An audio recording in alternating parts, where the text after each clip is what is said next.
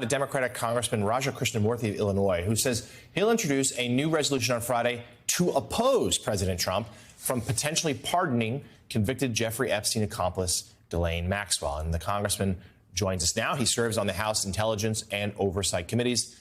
He's also currently running for U.S. Senate. Congressman, good morning. Thank you for joining us. Let's start there with the Epstein matter. Tell us more about this resolution you're going to put forth and why you think it's necessary. Do you have real fears here that President Trump would pardon someone, Ghislaine Maxwell, linked to these rings of, as we need to keep in mind, pedophilia?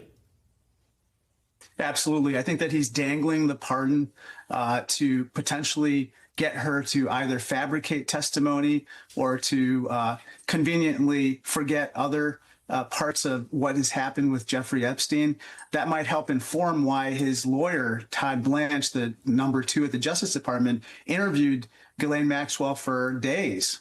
And I think that right now, what I'm very concerned about is that Trump is not willing to say that he's not going to pardon her. And he keeps reaffirming that he would like to, even though the vast majority of the American people oppose any kind of clemency, pardon, or commutation for Ghislaine Maxwell, given her just heinous crimes. Congressman Mark Leibovich here in Washington. I'm curious, what would this resolution do? I mean, if it passes, I mean, would this obviously wouldn't be binding. I mean, Donald Trump would probably say, I still have a right to do it. And if he wants to pardon Ghislaine Maxwell, he could. I mean, what would you, was this just to sort of add teeth to, or at least get people, get your colleagues on the record here to, just sort of come out against this if it happens? That's right. I think that it's really important for Donald Trump to hear that the American people, through their representatives, don't want him to pardon and potentially cover up what's happening with Jeffrey Epstein. I think that a lot of my Republican colleagues have said as much privately and certainly some publicly, but we need to get everyone on the record on this.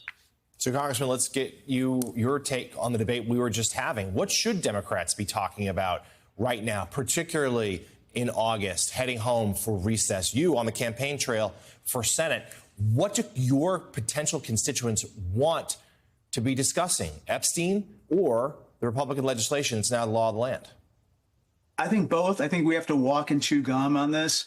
On the one hand, the vast majority of my constituents, Republicans, Democrats, Independents, want sunshine and transparency with regard to the Epstein files. And on the other hand, they also want that because it is basically standing in the way of Congress doing the other legislative business that they want. So many of them are upset right now with regard to the tariff situation. I just visited with a bunch of small businesses in Illinois who are basically have been rocked by the tariffs to the point where they were going gangbusters as of March 31st. And then April 1st on Liberation Day, their business was devastated and they're laying people off. I think we as Democrats have to connect this betrayal of trust and lack of accountability with regard to the Epstein files to the betrayal of trust with regard to the economy and other matters as well. Democratic Congressman and candidate for the U.S. Senate, Raja Krishnamurthy of Illinois. Thank you, Congressman, for joining us this morning. Thank you so much.